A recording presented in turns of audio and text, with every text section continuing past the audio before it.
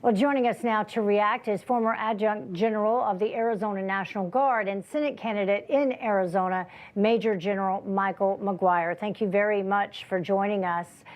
Major McGuire, or General McGuire, I should say, it seems like Britain has been leading the way, along with some other countries, when it comes to aiding the people of Ukraine. Last weekend, we also these images of Britain's Prime Minister Boris Johnson actually meeting with Ukraine's President Zelensky in Kyiv, where we were just getting that report, walking through the streets.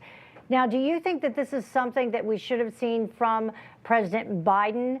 Because when he went over to Brussels, there was some discussion as to whether or not he would go to Ukraine, and the answer was that he had been advised not to do this, what we see Boris Johnson doing, for security reasons.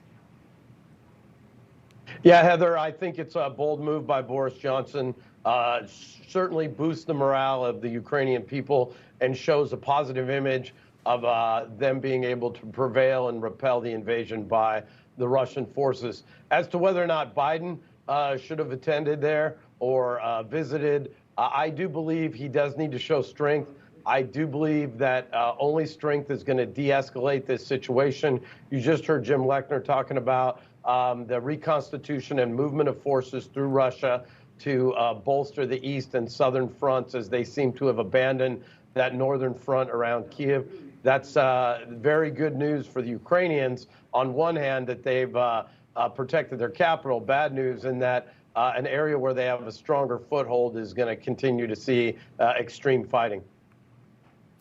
General, let's talk about what's going on in the east and the south. That's expected to be the next real focus of Putin. How do you think this unfolds? What is he trying to accomplish? It looks like he may have given up on taking the whole country, but what do you think is going on here, and what's the best response to it? Well, I think that he's going to shore up his defenses in the Crimea, which is his strongest area, and try to move in and take the eastern part of the country. Now, I've been on with you, Bob and Heather, in the past and said that the de-escalation process needs to be able to get the Russians and the Ukrainians to the table and find out what a ceasefire looks like, what the conditions are, and what might need to happen on the ground. The problem, going to your first question about Biden, I just don't see that kind of U.S. leadership in this situation. And, we're going to continue to provide them military aid as well as humanitarian aid. But the longer this goes, the more the people in the Ukraine suffer as they've cut off power and face really, really difficult conditions. And I've said they've got to plant their crops here soon in those regions, and that's not going to happen if we keep going like this. Yeah, before we let you go, I want to get your reaction to this. A top American Army general in Europe, Army General Cavoli, is expected to be elevated to lead all U.S. and allied forces on the continent. And this would mark the biggest change to NATO military leadership since Russia invaded Ukraine. The significance, if any, of that? Well, I know Chris Cavoli. He and I served together. We attended National War College together. As you mentioned, Heather, I'm running for the U.S. Senate.